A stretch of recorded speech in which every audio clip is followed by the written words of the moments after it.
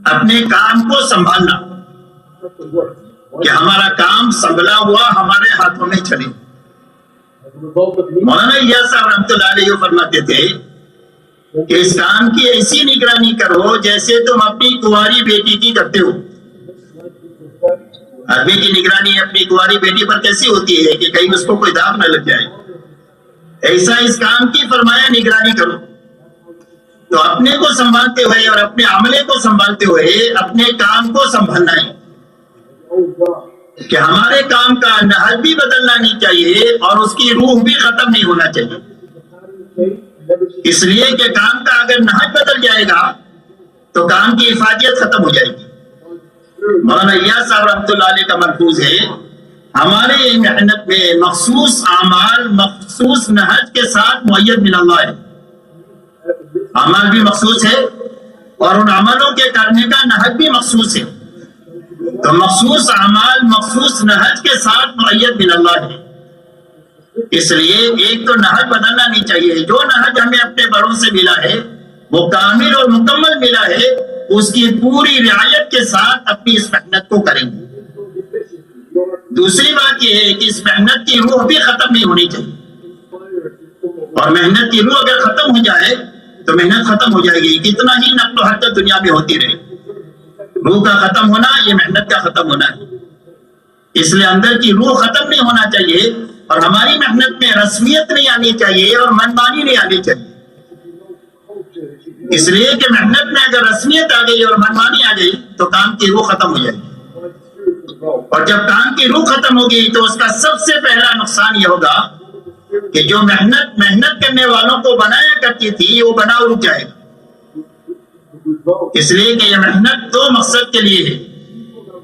یہ دعوت اور تبلیغ کی جو محنت ہے اس کی دو بنیادیں ہیں. ایک بنیاد تو یہ ہے کہ اس محنت میں آنے والا ہر آدمی بنے, اور دوسری بنیاد یہ ہے کہ اس محنت کے ذریعے سے بنا ہوا چلے. اور کب تک چلے؟ فرمایا موت تک چلے, تاکہ اس کی آخرت بھی اچھے سے اچھی بن جائے اور ہزاروں انسانوں کی آخرت کے بننے کا یہ ذریعہ بن جائے. اس لیے یہ دو بنیادیں ہیں, بننا اور بنا ہوا چلنا. دوسرے الفاظ میں یہ سمجھے تربیت اور استقامت, کہ اس محنت کے ذریعے سے تربیت ہو. تو تربیت کے کیا معنی ہے؟ تربیت کے معنی یہ ہے کہ دو چیزیں آدمی میں پیدا ہو. ایک تو آدمی کے دل کا رخ صحیح ہو جائے اس محنت کے ذریعے سے اللہ کی طرف, حکموں کی طرف اور آخرت کی طرف. اور دوسرا ہر محنت کرنے والے کا فکر بدلے. اس لیے کہ محنت تبلیغ کی ہے اور فکر دنیا کا ہے. تو اس محنت میں کبھی جان نہیں پڑے گی. اور جب محنت بھی تبلیغ کی ہو اور فکر بھی دعوت کا ہو تو اب محنت جاندار بن جائے گی. اس لیے تربیت میں یہ دو باتیں ہیں کہ آدمی کا فکر بدلے اور آدمی کے دل کا رخ صحیح ہو. جب فکر آدمی کا بدلے گا تو محنت بدلے گی. اللہ کا نظام ایسا ہے کہ اللہ نے ہر ایک کو دو طاقتیں دیا ہے, ایک سوچنے کی اور ایک محنت کی. جیسا فکر ہوگا ایسی محنت ہوگی.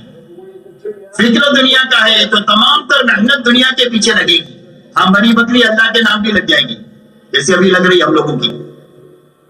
اور اگر آدمی کا فکر دعوت کا بنا تو تدریجی طور پر آدمی کی محنت کا رخ صحیح ہو کر وہاں پہنچے گا جہاں حضور صلی اللہ علیہ وسلم نے امت کو پہنچایا تھا. تو آپ نے محنت کا کون سا رخ امت میں قائم کیا؟ اور میں آپ نے محنت کا یہ رخ قائم کیا کہ ہر ایمان والے کی جان مال سب سے پہلے دعوت اللہ پر لگے. یہ لگنے کی سب سے پہلی جگہ ہے. دوسری جگہ ہے ایمان والے کی جان مال اللہ کی عبادت پر لگے.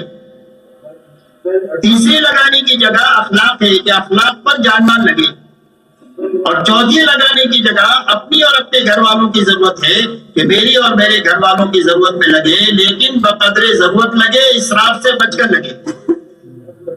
آج ہمارا المیہ یہ ہے کہ ہماری زندگیوں میں اسراف اتنا داخل ہو گیا کہ جان مال نہ عبادت کے لیے بچی, نہ دعوت کے لیے بچی, نہ اخلاق کے لیے بچی. یہ بات نہیں ہے کہ جان مال نہیں ہے, جان بہت ہے اور مال بہت ہے, لیکن اسراف داخل ہو گیا.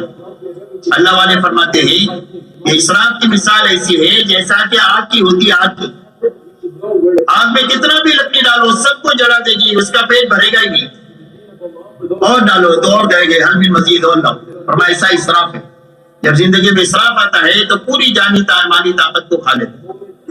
تو محنت کا یہ رخ جو اللہ کے نبی صلی اللہ علیہ وسلم نے پہلے دن سے امت میں قائم کیا ہے، یہ دوبارہ قائم نہیں ہو سکتا ہے امت میں جب تک امت کا فکر نہ بدلے.